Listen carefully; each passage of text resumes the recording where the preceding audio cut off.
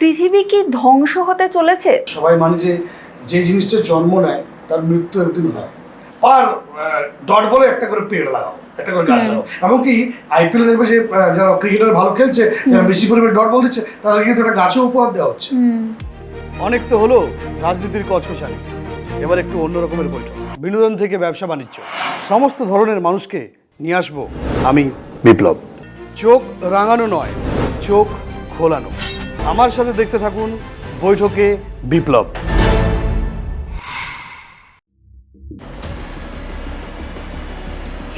নমস্কার, আমি সিঞ্জিনী। বৈঠকে বিপ্লবের আরও একটা এপিসোডে আপনাদের স্বাগত জানাই। আমার সঙ্গে রয়েছেন স্কাই নিউজ বাংলার editor in chief, chairman Biplab Kumar Sinha. স্বাগত আপনাকে। আজকে আমাদের যে টপিক, একদিকে যুদ্ধ খেলা, যুদ্ধের চোখ রাঙানি, অন্যদিকে গ্লোবাল ওয়ার্মিংয়ের চোখ রাঙানি। পৃথিবী কি ধ্বংস হতে চলেছে? মানে আমরা দেখি যেভাবে ঋতু পরিবর্তন হয়ে গেছে, মানে কোনো বর্ষাকালে বর্ষা নেই, গ্রীষ্মকালে এত বেশি গরম, সমস্ত ঋতুগুলোর যে টাইম সেইগুলো যেন একটার সঙ্গে আরেকটা একেবারে ঘেঁটে গেছে। তো পৃথিবী কোন দিকে, আমরা কোন দিকে এগোচ্ছি আসলে? যুদ্ধের দিকে আমরা লাস্ট বিগত কয়েকটা এপিসোড যুদ্ধই করেছি, তো আমি এক্সপেক্ট করিনি তুমি আজকে পৃথিবী ধ্বংসের দিকে চলে যাবে। মানে ভালো যুদ্ধ নিয়ে কিছুটা হবে হয়তো, যে ট্রাম্প, মোদি বা পাকিস্তান, চীন এসব নিয়ে হবে।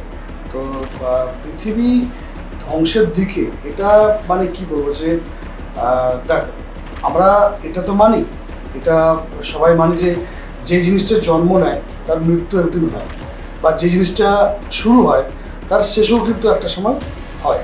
এটা কিন্তু তুমি আমি বা এটা কিন্তু সবাই মানি, হয়তো আমরা অবগত হই না বা আমরা হয়তো সবসময় এটাকে মানে রিমাইন্ড করি না, বাট ইটস আ ফ্যাক্ট।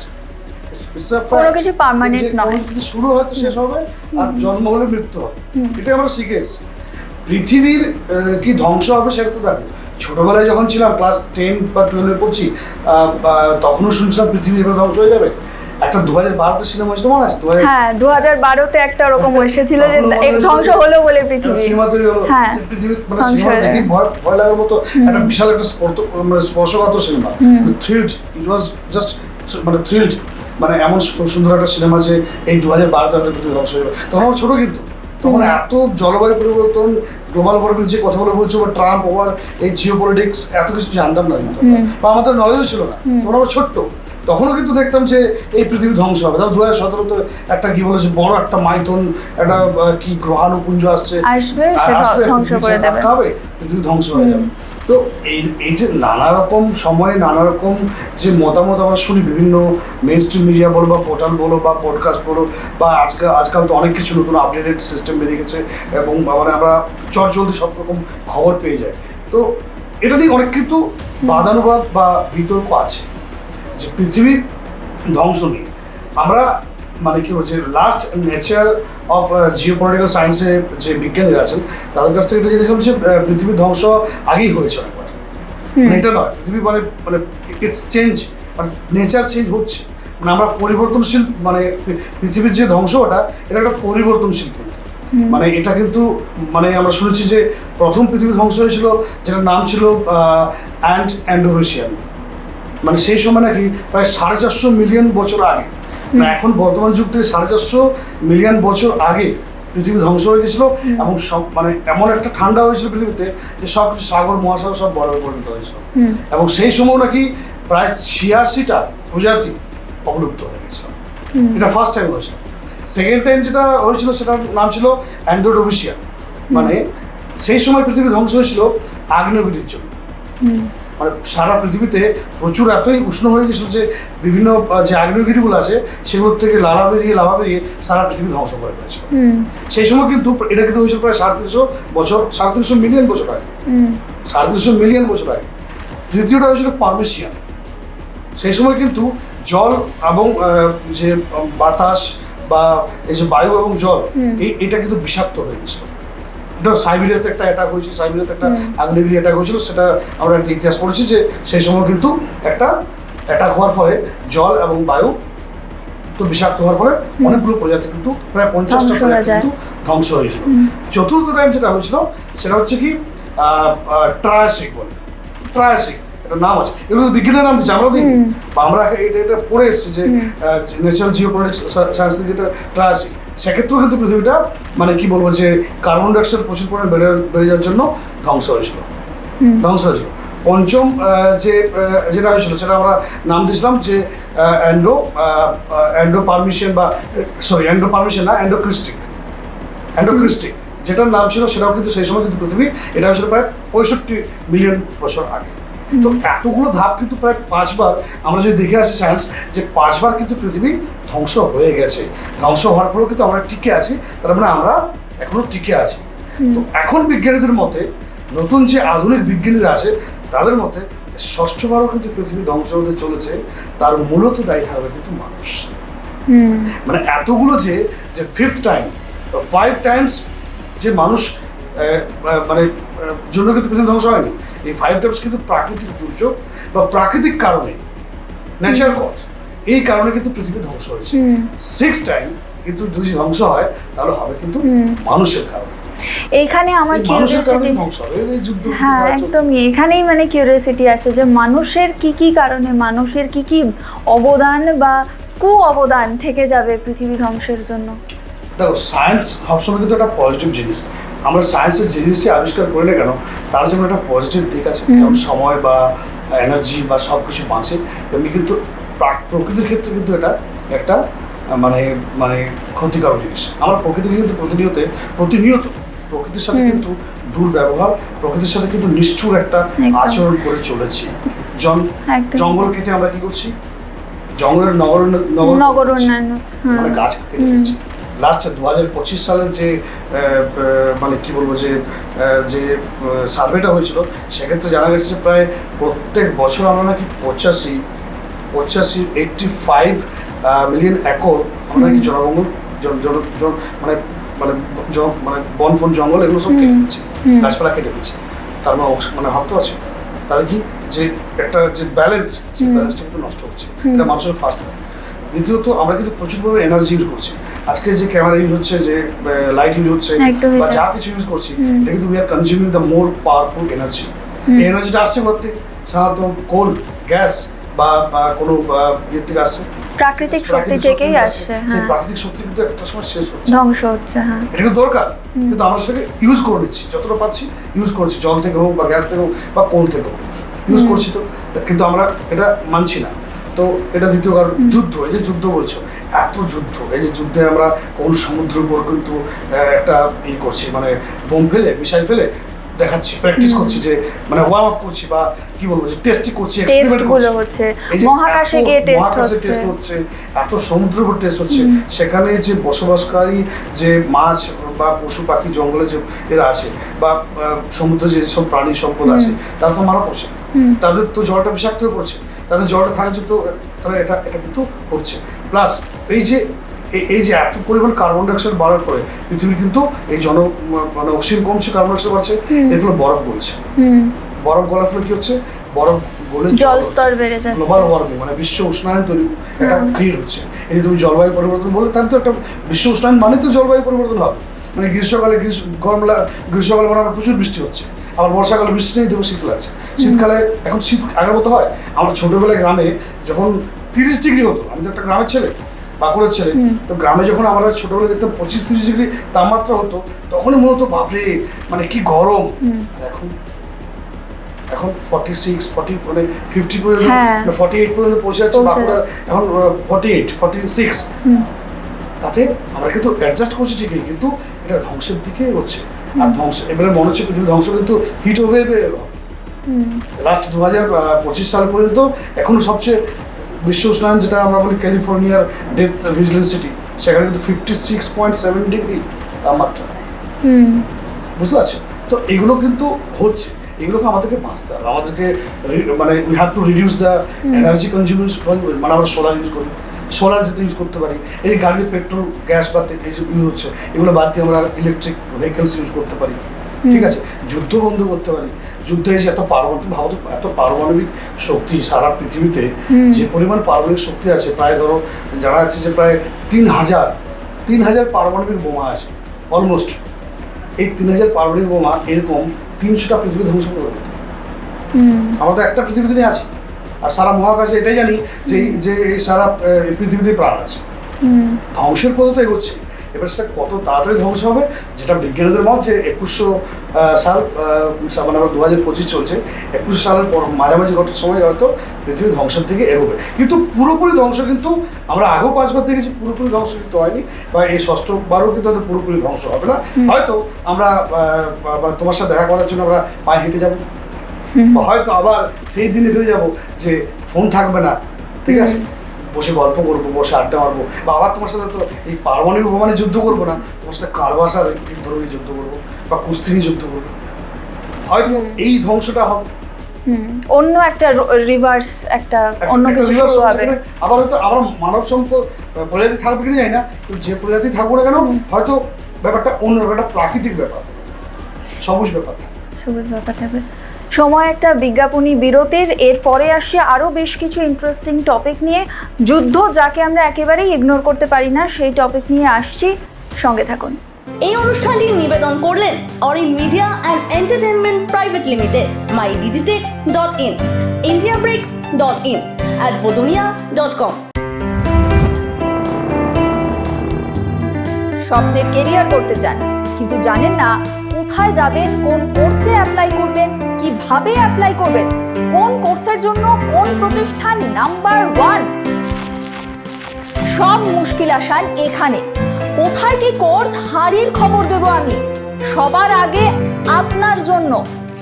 তাই কেরিয়ার নিয়ে আর চিন্তা নয়, আমার সঙ্গে দেখুন বৈঠক, প্রতি রবিবার রাত 9টায়। রাজনীতির টেস্ট পেপার, হয় এসপার নয় ওসপার। প্রশ্ন কিন্তু কড়া, জবাব কি চড়া? শুধুই তর্ক না যুক্তিতেও শান? দেখুন পডকাস্টে পঞ্চবান।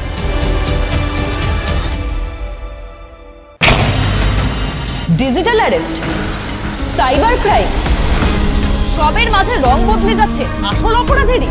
আমি ভয় পাই না, জানাবো আইনের আসল মারপ্যাচ। আমার সাথে দেখুন হ্যান্ডসাম, প্রতি শুক্রবার রাত 9টায়। কাজের চাপে আপনি নিজের যত্ন নিতে ভুলে যান? চিন্তা করবেন না, আমরা আসছি খুব সহজ কিছু হেলথ টিপস নিয়ে। সুস্থ থাকতে গেলে কি করবেন, কি করবেন না, কি খাবেন, কি খাবেন না, আমরা জানাবো আপনাকে সেই সব যা আপনি কখনোই জানতেন না।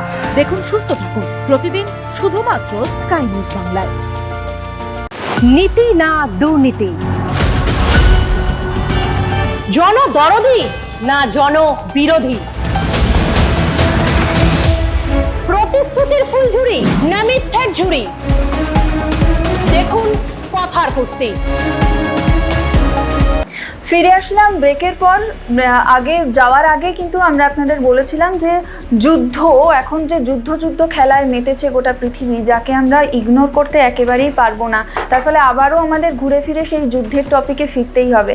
এর আগে অনেক বিশ্বযুদ্ধ দেখেছে এই পৃথিবী, তো এই বিশ্বযুদ্ধের পর কিভাবে সে পরিবেশ, প্রকৃতি এফেক্টেড হয়েছে, কিভাবে পরিবেশের ক্ষতি হয়েছে।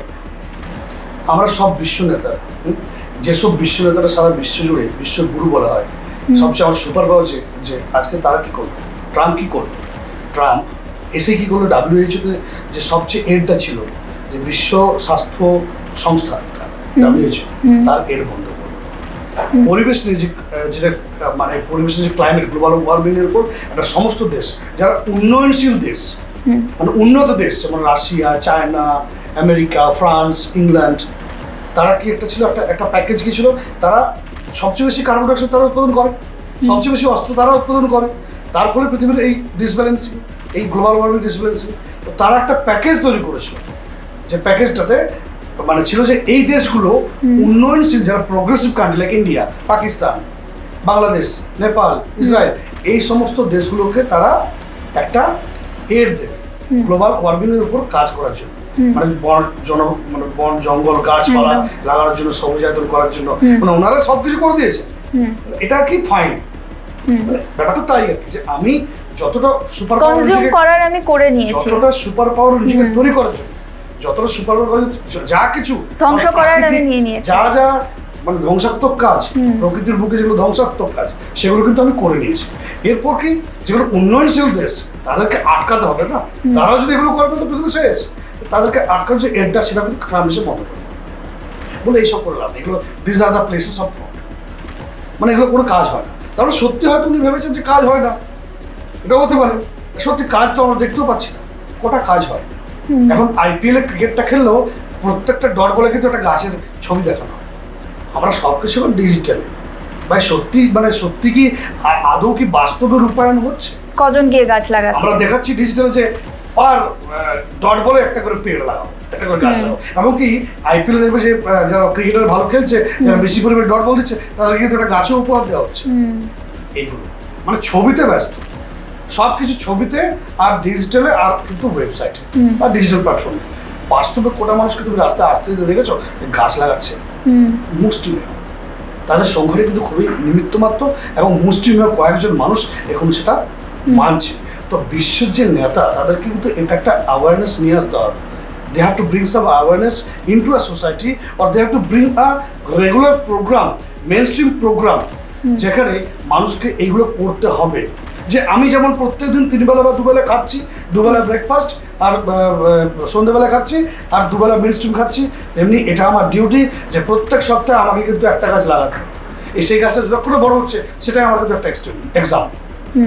পরিচর্যাও করতে হবে, লাগিয়ে ছেড়ে দিলে হবে না। এবার তুমি যেখানে লাগাও না কেন, বাড়ির ভিতরে লাগাও, বাড়ির বাইরে লাগাও, গাছ প্রত্যেকদিন তোমাকে প্রত্যেক মাসে একটা করে লাগাতে হবে। প্রত্যেক মানুষের প্রত্যেক মাথায় একটা করে গাছ লাগাও, জমিতে লাগাও, নিজের বাগানে লাগাও, যেখানে খুশি লাগাও, কিন্তু গাছ লাগাও। ঠিক আছে? প্রত্যেক 1 সপ্তাহে এটা করুন। মানুষ কীভাবে থাকবে? প্রত্যেক 1 সপ্তাহে যে আমি 2 দিন ইলেকট্রিসিটি ইউজ করবো না, আমি 2 দিন, একটা মানুষ তার বাড়িতে এটা প্রতিজ্ঞা করুক যে আমি 2 দিন ইলেকট্রিসিটি ইউজ করবো না, আমি এসি ইউজ করবো না, আমি ফ্রিজ ইউজ করবো না, আমি লাইট ইউজ করবো না, আমি ফ্যান ইউজ করবো না, আমি প্রত্যেক সপ্তাহে 2 দিন গাড়ি ইউজ করবো না, সাইকেলে যাবো যদি অফিস কাছারি যাই। দূরে কেউ প্ল্যান্টেশন ডিফারেন্স, সেটা তো হয় না, ইম্পসিবল ট্যাক্স। বাট আমি বলছি কথা, 2 দিন ধরে আমার বাড়ি 1 কিলোমিটার দূরে, আমি সাইকেল 1 কিলোমিটার সাইকেল চালিয়ে যেতেই পারি। কারণ ছোটোবেলাতে আমি 5 কিলোমিটার সাইকেল চালিয়ে গেছি। কর, দেখো পৃথিবীতে তুমি এগুলো তুমি দান করছো, পৃথিবীতে এগুলো বাঁচার জন্য দান করছো। এটা করো, 2 দিন তুমি সাইকেল চালিয়ে যাও, তুমি তেল ইউজ করো না, পেট্রোল। 2 দিন তুমি ইলেকট্রিক ভেহিকলস ইউজ করো। প্রত্যেকটা ট্রাফিক সিগন্যাল যখন 3 মিনিট 4 মিনিট থাকবে, গাড়ি বন্ধ করে রাখো। প্রত্যেক দেশের করা উচিত যে আমি সপ্তাহে 2 দিন আমি কিন্তু করবো, মানে রোটেশন ওয়াইজ আমি কিন্তু ইলেকট্রিসিটি বন্ধ রাখবো। আজকে যে এসি, মানে এসি কি ছিল আগে 16 ডিগ্রি, এখন নতুন নতুন এসি তৈরি বলছে 24 ডিগ্রি নিচে নামানো যাবে না। এমন একটা দিন আসবে যে এসির মিনিমাম তাপমাত্রা হবে 30 ডিগ্রি। আর ম্যাক্সিমাম আমার একটা দিন আসতে চলেছে, দেখবে দিনের বেলা অফিস বন্ধ, দিনের বেলা সবাই আমরা মানে আস্তে আস্তে কি হবে, অক্সিজেনের পরিমাণটা কিন্তু কমে যাচ্ছে, আর কার্বন ডাইঅক্সাইড বেড়ে, মানে আমরা যেটা মরবো, হয় হিটে মরবো, বিশ্ব উষ্ণায়নে মরবো, নয় কিন্তু জল আর অক্সিজেন, এই দুটো। জল বিষাক্ত হয়ে যাবে, খেতে পারবে না, দোকানে ওখানে প্যাকেজ কিনতে পারছে। আর দেখবে দোকানে আমরা এখন যেমন দোকানে গিয়ে সিগারেট খেয়ে ভাই একটা পান দে ভাই, দে, তখন দেখবে এই বাবু 1 প্যাকেট অক্সিজেন দে তো, একটু করে চলে যাবে। অলরেডি কিন্তু সেটা বহু শহরে শুরু হয়ে গেছে, অক্সিজেন হাব। হ্যাঁ, যেখানে গিয়ে মানুষ অক্সিজেন নিচ্ছে। ভবিষ্যতে দেখবে অক্সিজেন তৈরি হচ্ছে, অক্সিজেনের ফ্যাক্টরি তৈরি হচ্ছে। সেই জায়গায় যাওয়ার আগে ভাই তো আমার যে অক্সিজেনটুকু বা আমার প্রাকৃতিক যে সম্পদটুকু আছে সেটাকে রক্ষা করো। সেটাকে রক্ষা করলেই তো আমরা পৃথিবী বাঁচবে। কিন্তু সত্যি বলছি এটা খুব মানে আমরা যে আমাদের যে বয়সটা, আমরা কিন্তু সব কিছু দেখে গেলাম। আমরা কোভিড দেখলাম, আমরা প্রাকৃতিক দুর্যোগ দেখলাম, আমরা সুনামি দেখলাম, আমরা যুদ্ধ দেখছি, আমরা সায়েন্সের চাঁদে যাওয়া দেখছি, আমরা সব আমাদের যে মানে জেনারেশনটা, তারা কিন্তু সব, এরা ভবিষ্যতে আমাদের তাদের ছেলেমেয়েরা কি দেখবে তার ধারণার বাইরে। আদৌ থাকবে কিনা, তারা টিকতে, তারা সার্ভাইভ তো করবেই, হয়তো 100 জন করবে, কিন্তু 2 জন সার্ভাইভ করবে। কিন্তু পৃথিবীকে মানে একটা একটা কথা ছিল যে পৃথিবীকে আমি কি দিয়ে যাব, যে আমার ছোট্ট ছোট্ট শিশুদেরকে আমি দিয়ে যাব, এটা করি আমি অঙ্গীকার, প্রতিজ্ঞা করি যে আমার প্রজন্মকে আমি কিছু ভালো জিনিস দিয়ে যাব। সেই অঙ্গীকার আমরা এটাই চাইবো যে সেই অঙ্গীকারের প্রতিজ্ঞাটা নিয়ে শেষ করি। একদমই তাই। যেমনটা স্যার বললেন, এ বিশ্বকে এ শিশুর বাসযোগ্য করে যাব আমি, নবজাতকের কাছে এ আমার দৃঢ় অঙ্গীকার। সুকান্ত ভট্টাচার্যের সেই লাইন দিয়েই শেষ করছি। স্যার যেমন শুরু করেছিলেন যে মানব সভ্যতাই হবে এই পৃথিবী, আমাদের এই পৃথিবী ধ্বংসের কারণ, সেটা যেন আমরা সেদিকটা দেখতে পারি, আমরা নিজেদের রেসপন্সিবিলিটি, নিজেদের দায়িত্ব নিয়ে এই পৃথিবীটাকে সুন্দর করতে পারি। আজকের মতো এ পর্যন্তই, দেখা হবে পরের এপিসোডে। গাছ বাঁচান, জল বাঁচান, এনার্জি বাঁচান। একদমই এখানেই আমরা শেষ করছি। এ বিশ্বকে এ শিশুর বাসযোগ্য করে যাব আমি, নবজাতকের কাছে এ আমার দৃঢ় অঙ্গীকার। সুকান্ত ভট্টাচার্যের সেই লাইন দিয়েই আজকের এই এপিসোড শেষ করছি। আমাদের মানব সভ্যতার জন্য যেন এই পৃথিবী ধ্বংস না হয়, আমরা যেন আরও অনেক বেশি রেসপন্সিবল, দায়িত্ববান হয়ে উঠতে পারি।